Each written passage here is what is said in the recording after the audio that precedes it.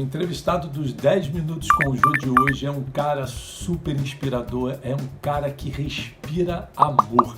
Todo mundo que conhece se apaixona no primeiro instante. Com vocês, Pastor Henrique Vieira.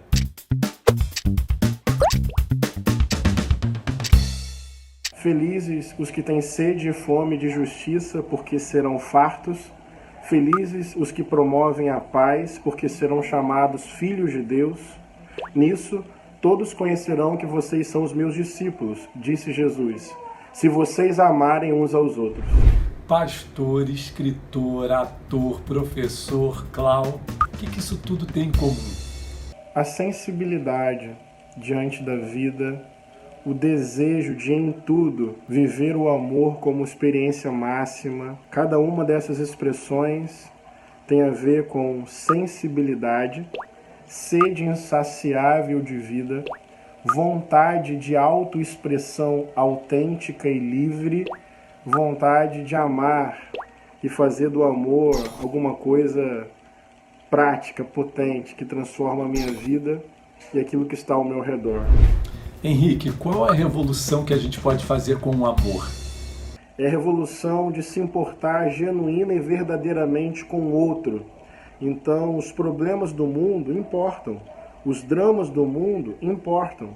O amor não fica circunscrito a um sentimento. A revolução do amor está menos no sentimento e mais na consciência política e na atitude de vida, porque o amor se rebela contra tudo aquilo que faz mal à dignidade humana. O amor se importa, o amor se compadece, o amor gera consciência política e compromisso com o outro.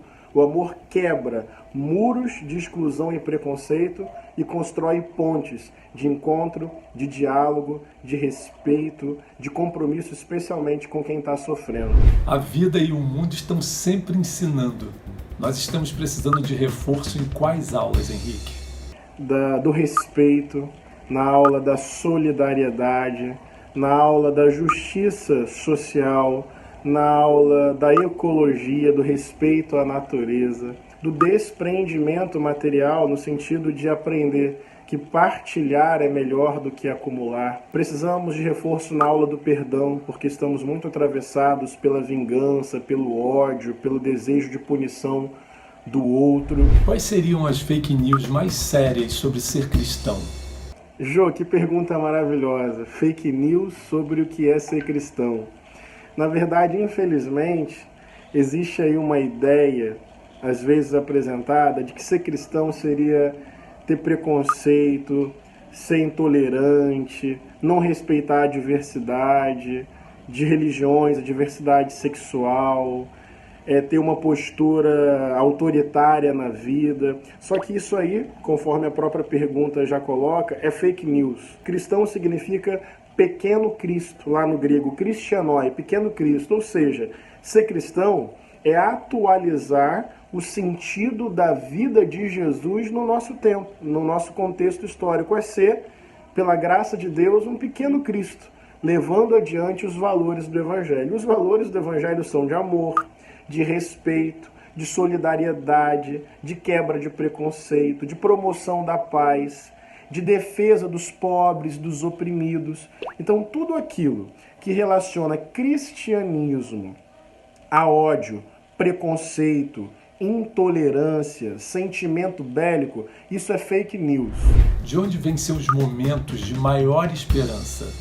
Das brincadeiras com a minha filha Maria, dos momentos de cumplicidade e amizade com a minha companheira Carol, da luta do povo, quando eu lembro do povo organizado lutando por justiça, quando eu lembro do pessoal no campo lutando por reforma agrária, na cidade lutando por direito à moradia, quando eu lembro, vejo e participo da luta do movimento negro na perspectiva antirracista, quando eu vejo a luta das mulheres, das LGBTs, dos povos indígenas, esses movimentos coletivos de luta me enchem de esperança de que o mundo pode ser radicalmente diferente. Pastor Henrique, aonde a gente acha Deus? Ele é brasileiro? A gente acha Deus não olhando para cima, mas olhando para o lado. A gente acha Deus no rosto da humanidade, no rosto do próximo. Especialmente a gente acha Deus no rosto daqueles e daquelas que estão sofrendo.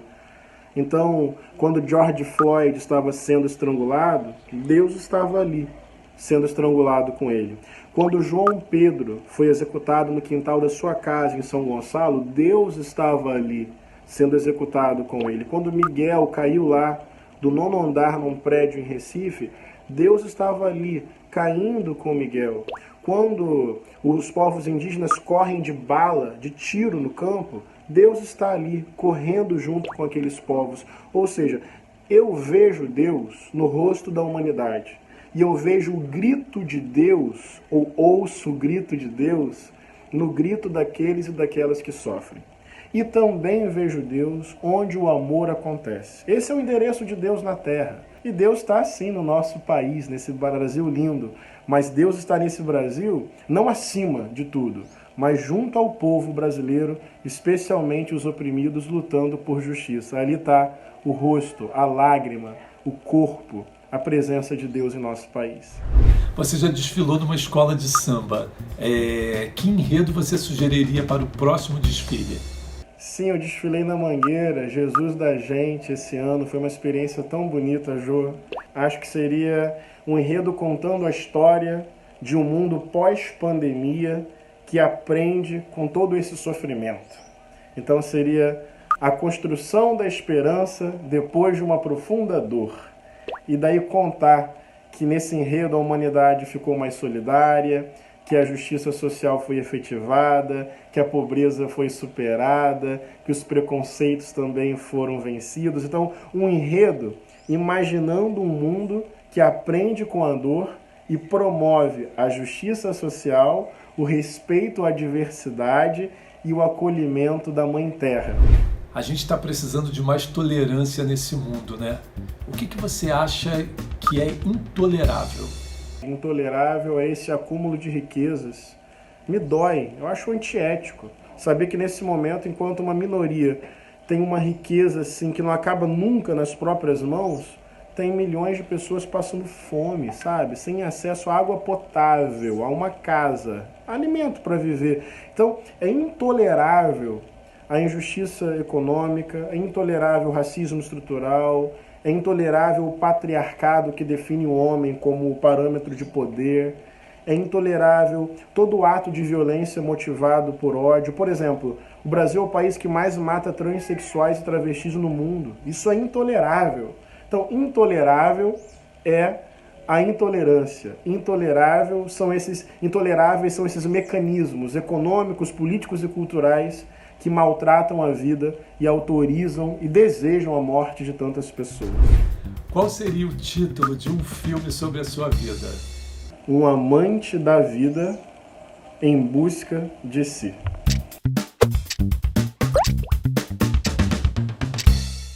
O nome desse quadro é Desafio do Jô.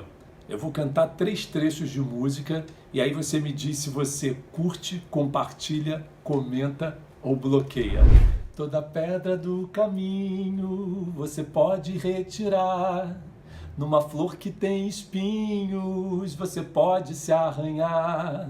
Se o bem e o mal existem, você pode escolher. É preciso saber viver do Titãs, não é isso? Eu curto muito a letra dessa música, belíssima mensagem. Andar com fé eu vou, que a fé não costuma falhar. Andar com fé eu vou, que a fé não costuma falhar. Mesmo quem não tem fé, a fé costuma acompanhar, eu vou curtir e vou comentar também. Deus nos ama, independente da nossa fé. O amor de Deus não depende das nossas boas ações. Deus não fica dando prêmio para quem age bem e castigando quem age mal. Por que eu estou falando isso? Porque Deus nos acompanha independente da nossa vontade. Porque o amor de Deus é incondicional. Vem ao nosso encontro, mesmo com as nossas incredulidades. Então, nesse sentido, a fé me acompanha.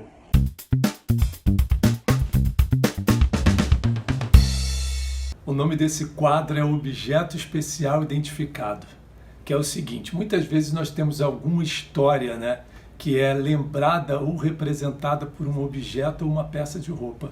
Eu vou pedir para você contar a sua história e mostrar o seu objeto especial identificado para a gente. Pode ser? Meu objeto especial identificado é um óculos. Quando eu tinha 16 anos, eu tive uma neurite óptica bilateral, eu perdi parte significativa da minha visão. Depois eu recuperei uma boa parte, tenho uma sequela. Mas eu era novo, um adolescente, num momento muito legal da vida, entrando de férias, mas de repente eu fiquei praticamente cego. Uma dor profunda, uma angústia que eu não consigo descrever, um medo de ficar completamente sem visão, mas foi nesse momento de angústia e de fragilidade que eu descobri o valor da amizade, dos gestos de carinho, de solidariedade. O amor me salvou, mas não um amor abstrato, o amor materializado nos amigos, na família. E eu costumo dizer que quando eu menos vi, foi quando eu mais enxerguei. É um símbolo da minha dor, mas também do meu aprendizado e da minha esperança. Meu amigo pastor Henrique Vieira, eu quero te agradecer pela participação nos 10 minutos com o Jô e que Deus nos abençoe.